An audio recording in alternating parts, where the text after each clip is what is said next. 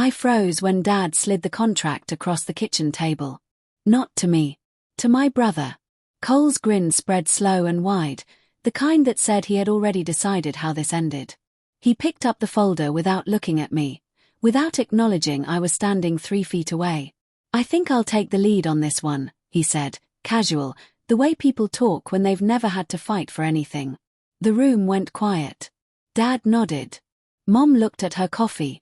My fingers tightened around the folder I had been holding, the one I had spent 3 weeks preparing. Projections, timelines, a full risk analysis. 46 pages nobody had asked to see. I didn't say a word. I didn't argue, didn't protest, didn't let the heat rising in my chest reach my face. I stood there 2 more seconds, set my folder quietly on the counter, and said I needed some air. My name is Harper. I am 32 years old. I have worked in my family's property development company for 8 years. And my brother had just been handed the Alderton contract, the biggest deal our company had ever attempted, in the time it takes to slide a folder across a table. I didn't argue. But I wasn't done. The garden was cold for October, but I didn't go back inside for a long time. I stood near the old oak tree at the back of the property, the one Dad planted the year the company turned its first real profit. I looked at the folder in my hand for a moment, then set it on the garden bench. The anger was there. It burned clean and hot in the center of my chest, the way anger does when you've been genuinely wronged rather than simply inconvenienced. 8 years. I had been the one who learned the contracts, who stayed late when a deal went sideways, who rebuilt the Morrison Road project from scratch when Cole's original proposal collapsed under its own ambiguity. But I had also learned that anger expressed too quickly becomes the story. The moment I raised my voice or let my expression crack, Cole wins without doing anything. He becomes the calm one. I become the difficult one. I was not going to become the difficult one.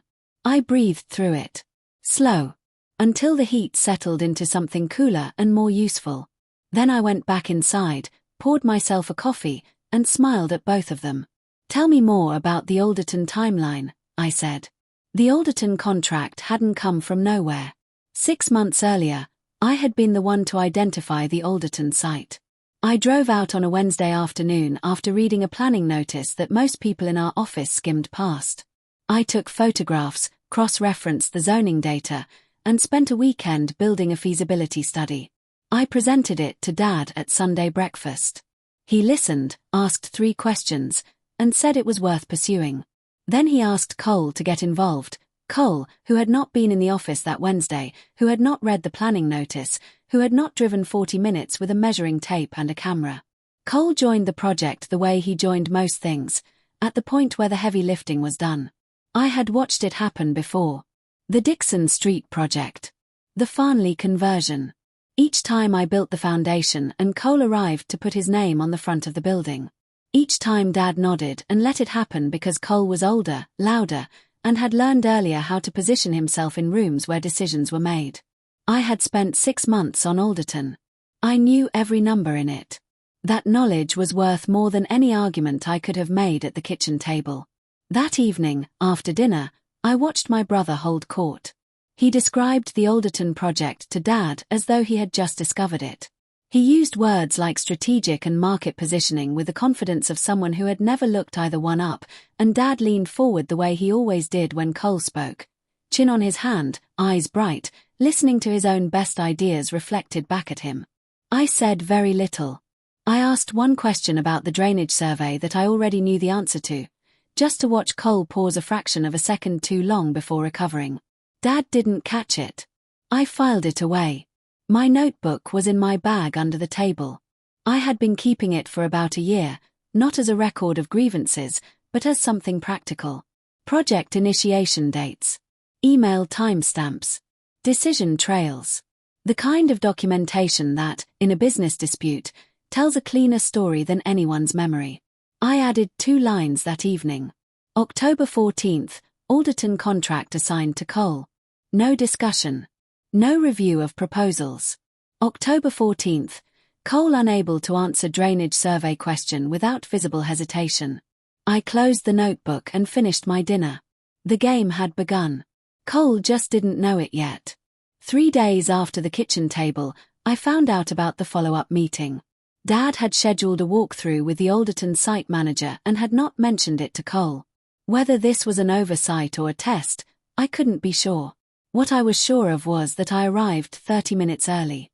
The previous 2 evenings I had pulled the original drainage survey, cross-referenced it with updated planning notes, and identified a potential issue with the eastern boundary that could add 3 weeks to the groundwork phase if it wasn't addressed early. When the site manager arrived, we worked through it together. By the time Dad walked in, I had already flagged the problem and proposed a solution. The manager was nodding. Cole arrived 11 minutes late with coffee in one hand and his phone in the other. Dad introduced them. The manager looked at Cole, then looked back at me and resumed our conversation. I didn't draw attention to the 11 minutes. I simply continued being useful.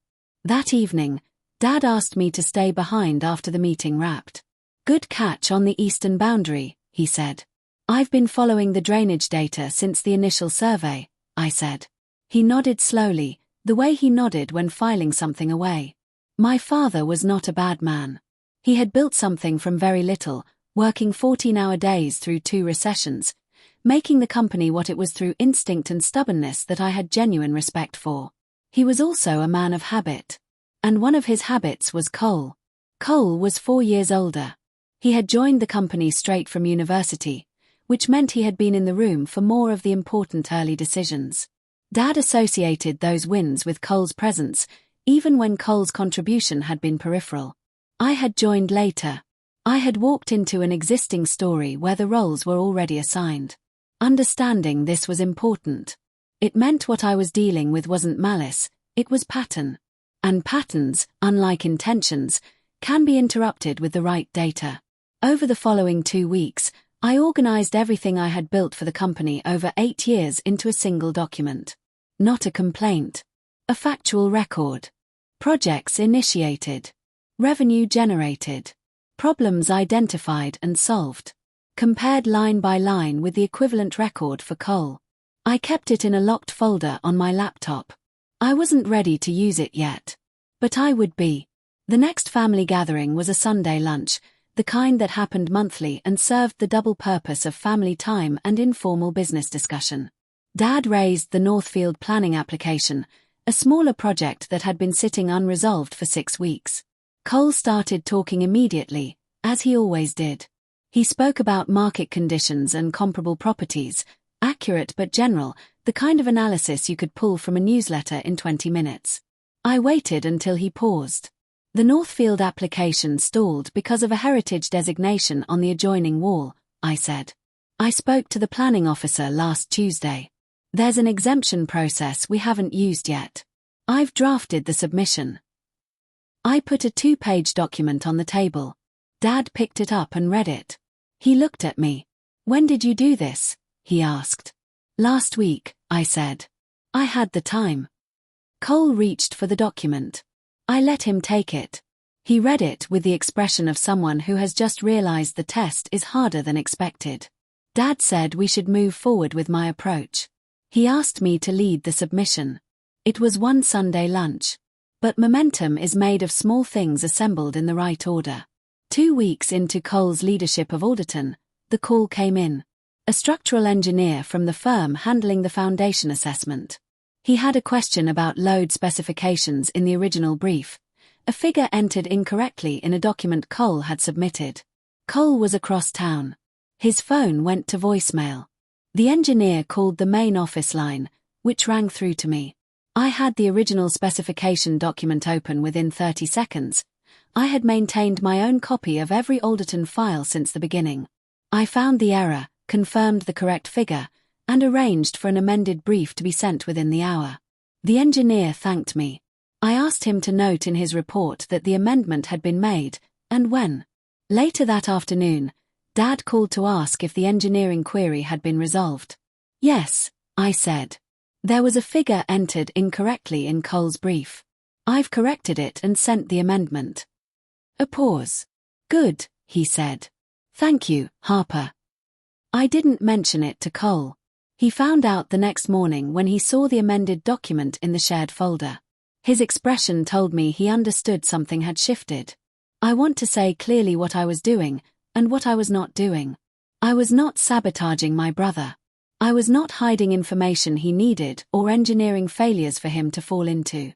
When problems arose that I could solve, I solved them. What I was doing was making sure the solutions were visible. That corrections were documented. That the gap between what Cole was delivering and what the project actually required was legible to someone who had previously been too accustomed to Cole's charm to look closely. Dad was a precise man under all the habit and pattern.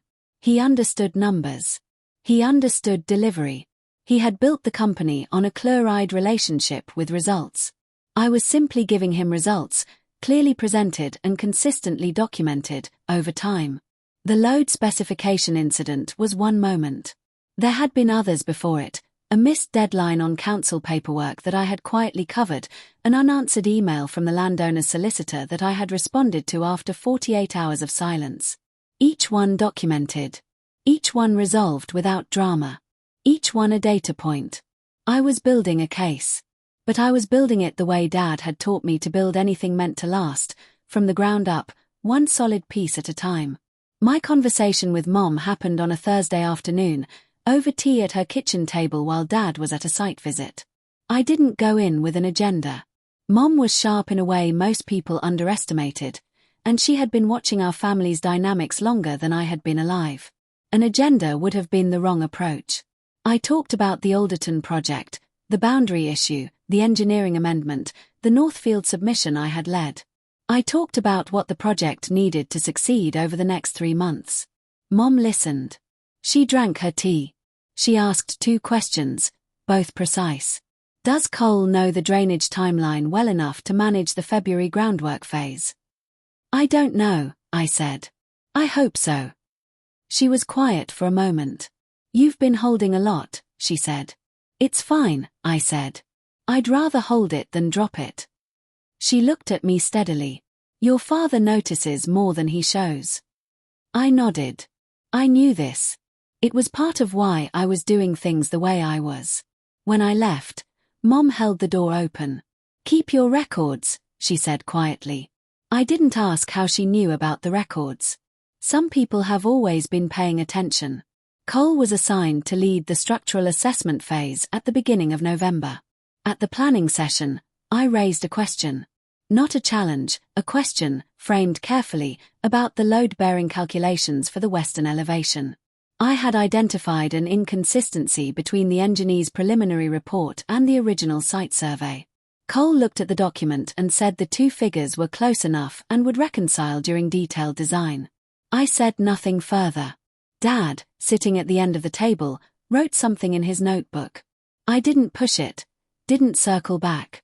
I let Cole's answer sit in the room on its own, where it could be examined by anyone paying attention. 2 days later, the structural engineer emailed the team to flag the same inconsistency. He noted it would need resolution before detailed design could begin, and that the delay could affect the timeline by up to 2 weeks. Dad forwarded the email to me. Did you see this coming? I replied, I flagged a related concern at Tuesday's planning session. He did not reply. But that evening he called Cole and asked him to explain the discrepancy in detail. Cole called me afterward to ask what I had said to Dad. Nothing, I said. And that was true. In mid-November, Cole had a genuinely good week. He resolved the structural inconsistency by working through the weekend with the engineering firm and producing a revised calculation set that everyone agreed was solid. He presented it at the Monday meeting with calm authority, and the team responded well. I sat in that meeting and said nothing critical. I asked one clarifying question about the revised timeline and told him the calculation set looked thorough. He glanced at me sideways, trying to read it. I meant it. The calculation set was good. And my point was never to make Cole fail. It was to make the truth visible. When Cole did good work, the truth was that he had done good work. When Cole did poor work, the truth was that he had done poor work. I was not interested in looking good by making my brother look bad. I was interested in our father seeing both of us clearly, without the filter of habit that had been in the way for years. That week I worked quietly on the February groundwork phase documentation. The part one knew would be critical and the part one suspected Cole had not yet thought about. I was already 3 weeks ahead of schedule. The weekend family meeting in late November was the first time Cole tried to use the room against me. Dad asked us both to present our positions on the Alderton timeline. Cole went first and gave a reasonable overview, the structural work completed, the next milestones. Then he pivoted. He said he had concerns about fragmented communication on the project, about different people working from different documents. He didn't say my name, but he looked at me when he said it. I let him finish. Then I asked 3 questions. The first was about the Eastern Boundary timeline, which his documentation still hadn't resolved. He gave a general answer. The second was about the February groundwork phase and who was leading preparation. He said it was in hand. The third was whether the council had received the amended drainage report due the previous Friday. He paused. 2 seconds. In a room of people paying attention, 2 seconds is a long time. I'll check on that today, he said. I nodded and said I could chase it up if needed. Dad said nothing. When the meeting ended, Mom caught my eye from across the table. I excused myself and went to send the drainage report, which I had already prepared. By December my documentation project was substantial. The locked folder now contained a full record for every significant piece of work I had contributed to over 8 years. Initiation dates, completion dates, measurable outcomes. Contracts won. Problems resolved. Revenue generated. I had a parallel record for Cole, not to diminish him, but because the comparison was what mattered. When you put the 2 columns side by side, a pattern emerged that no amount of charm could talk around. Cole's column was not empty. He had done genuine work. But it had gaps, months where little was initiated, projects where the critical work had been done by others and attached to his name afterward. My column was fuller and quieter. The work of someone who had learned to build without announcing the construction. I wasn't planning to use the document as a weapon. I was planning to use it as evidence, clear, factual, fair, when the right moment arrived. I had learned from watching Dad that the right moment was never chosen in anger. It presented itself when the other side had already shown enough that the evidence simply confirmed what people were beginning to suspect. December was not the right moment. But it was close.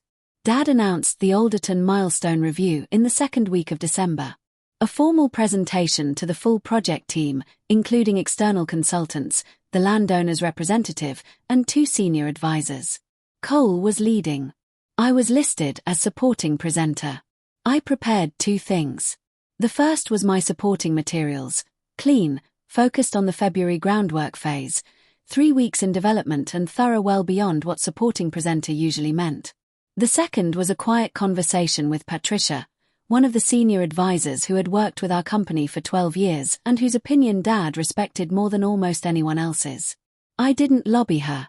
I updated her on the Eastern Boundary Resolution and the drainage amendment, in factual terms, making sure she had the full timeline of how those issues had arisen and been addressed. She listened carefully. She asked about the February groundwork phase. I told her I had been preparing for it specifically. She said she would look forward to seeing it at the presentation. When review day arrived, I was ready in a way that had nothing to do with luck and everything to do with 3 weeks of work nobody had asked for and everybody was about to see. The milestone review went well for Cole in the first half and shifted in the second. He presented the project overview with his usual ease, confident, clear, the kind of delivery that made people settle into their chairs. The landowner's representative nodded. The external consultants followed without difficulty. Dad sat at the end with his notebook, as always. Then the session moved to the February groundwork phase. Cole handed it to me with a gesture that implied I was filling in a technical detail, something minor. I took the floor and presented for 22 minutes. I covered the drainage resolution, the revised timeline accounting for the structural delay, the council submission schedule, the contractor briefing documents, and 3 risk factors I had already begun mitigating. I had printed a 1-page summary for each person in the room. When I finished, Patricia asked 2 questions. I answered both immediately, with specific data. The landowner's representative said it was the most prepared phase documentation he had seen on a project of this size. Cole had not seen the full documentation before that day. Dad was quiet for a long time afterward. Then he said he wanted to speak with both of us once the room cleared. I gathered my materials and waited, feeling nothing particular. Just ready. When the room emptied, Dad sat across from both of us and was quiet in the way he was quiet when choosing words carefully. He said the February groundwork documentation was exceptional. He said it was the kind of preparation that would determine whether Alderton succeeded or stalled. He said he wanted to understand how roles on the project should be structured going forward. He looked at Cole first. Cole said he felt the project was on track and that the team was working well together. Dad looked at me. I said the project needed a clear point of ownership for the February phase and that I had been preparing specifically for that role for several weeks. I said I was ready to take it. Dad nodded once. Then he said he agreed. Cole was quiet for a moment. Then he said that made sense. There was no explosion. No dramatic reversal. Just a quiet realignment of fact in a room where three people understood what had happened, what had been happening for months, and what would happen next. It was, I thought, exactly the right kind of ending for this kind of story. The truth, given enough time and documentation and patience, does not need to be announced. It simply becomes undeniable. The formal transition happened gradually, the way real things do. Over the following 2 weeks, Dad began routing more Alderton communications through me. Cole remained the client-facing contact with the landowner's representative, which suited his strengths, but structural decision-making moved in my direction steadily and without ceremony. At the December family dinner, something was different. Cole was still himself, still the louder presence, still the better storyteller. But when Dad asked a project question, he looked at me first. A small adjustment in the direction of a glance. In 8 years of watching that table, I knew exactly what it meant. Cole noticed. He corrected himself mid-sentence twice, the way people do when recalibrating how a room works.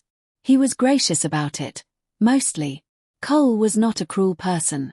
He was someone who had been given too much on the basis of too little for too long, and he was beginning to understand that. I didn't press it. I didn't make it a moment of triumph. I talked about the February timeline over dinner and let the competence speak for itself, as it always had. That was enough. It had always been enough. I had simply needed everyone else to finally see it. In the second week of January, Cole asked me to walk him through the groundwork phase documentation. He came to my office on a Tuesday morning and knocked on the open door. He had his notebook with him, a detail I noticed because Cole rarely brought a notebook to anything. I made coffee. We sat down. I walked him through every section. He asked good questions. He had always been capable of good questions when genuinely engaged, and he was engaged now in a way I hadn't seen before. The competitive edge was still there, but underneath it was something more genuine, someone trying to actually understand something difficult. We worked for 2 hours. At the end, he closed his notebook and sat back. "You've been on top of this since the beginning," he said. "Since October," I said. "Before October, technically." He nodded. He looked slightly uncomfortable, which I thought was appropriate. "I should have looked at your initial proposal," he said. I thought about the 46-page folder I had set on the kitchen counter in October. "Yes," I said. "You should have." We sat with that for a moment. Then he said the February phase was in good hands, and I said I appreciated that, and we both went back to work. In late January I found the oversight. Reviewing the financial records for the Alderton land acquisition, preparation for a bank meeting Dad wanted in February, I found an inconsistency in the payment schedule Cole had been managing. A deposit tranche recorded in the wrong quarter. A bookkeeping error, not a financial irregularity, but its effect on the balance sheet was significant enough to require correcting before the meeting. I corrected it. I documented the correction clearly, explaining what had been found and how it had been resolved. Then I had a decision to make. I could forward the correction to Dad as a routine update. Or I could speak to Cole first. I chose Cole. I sent him the document with a note, found this in the acquisition records while preparing for the bank meeting. Corrected and documented. Thought you should know before it reached Dad. He replied within 20 minutes. "Thank you. Seriously." I forwarded the correction to Dad as a routine update, noting I had already discussed it with Cole. He acknowledged it and said nothing further. The decision to tell Cole first had cost me nothing in the record. But it changed something between us, and that mattered more than any further point I could have scored. The first week of February, Dad called us both into his actual office at company headquarters. Not the kitchen table. The office. Which was how I knew the conversation was formal. He had printed a comparative project record, his own version, compiled from the company files. It looked very similar to the document I had been building quietly in the locked folder on my laptop, though organized differently. He had been doing the same work I had been doing, in parallel, without either of us knowing about the other. He put the document on the desk and let us both look at it. Cole was quiet for a long time. Dad said the company had grown to a point where the informal structure they had been operating under wasn't serving it properly. He said he had been thinking about this for several months. He told Cole he valued everything Cole brought to the client side of the business. He said Cole's ability to build relationships was an asset the company depended on. Then he looked at me. He said he wanted me to take on the role of operations director, with formal responsibility for project delivery and internal systems. He asked if I was willing. I said yes. Cole extended his hand across the desk. I shook it. The weeks after Dad's announcement were not without tension.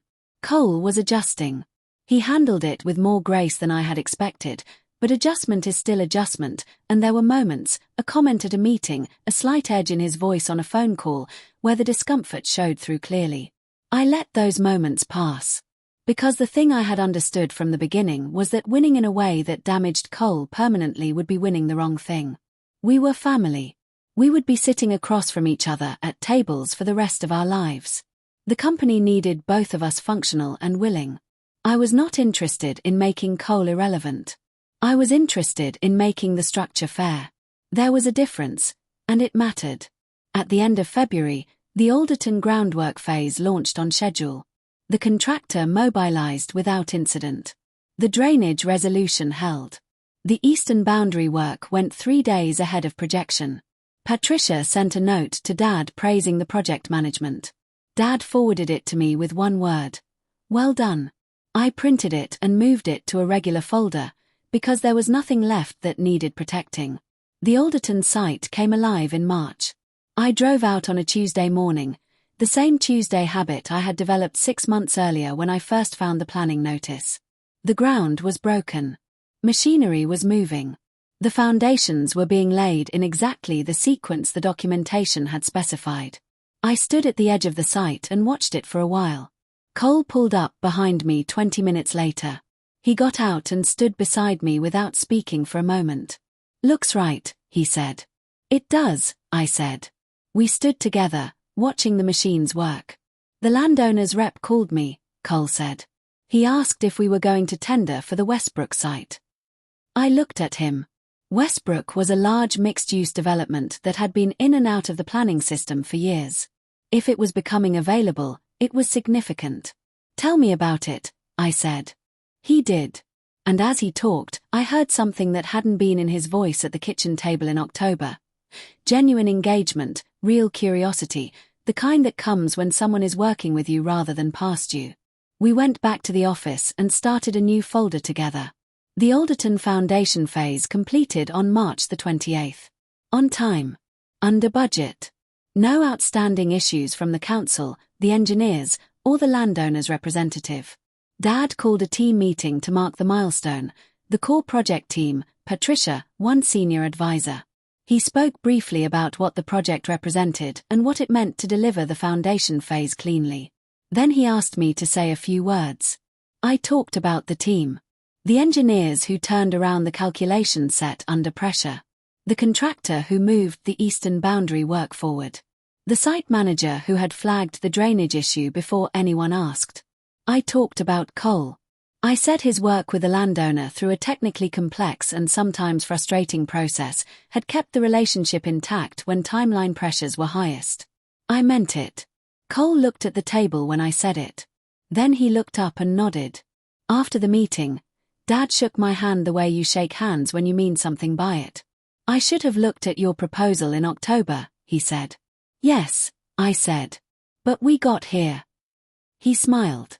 The smile of a man who recognized the lesson he had taught returned to him correctly. 6 weeks after the foundation phase, Dad called a formal company meeting. He announced the restructuring, operations director formalized, client development recognized as its own function under Cole. He talked about the company's future. Afterward, the room quieted. Mom was there, unusual for company meetings. She stayed and caught my eye. I sat beside her. "I knew in October," she said.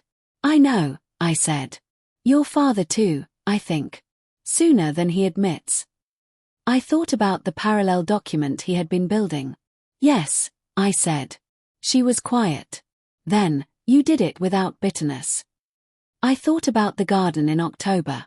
The cold air. The folder on the bench. The notebook under the dinner table. 2 months of documentation. The quiet conversations and the patient waiting and the work done early and correctly and in silence. "I tried," I said. "You succeeded," she said. Outside, through the windows, Cole was on his phone, pacing the way he paced when a call was going well. He caught my eye through the glass and raised a hand. I raised mine back. Not because I had one, but because the truth was finally visible to everyone who needed to see it. And that, it turned out, was exactly enough.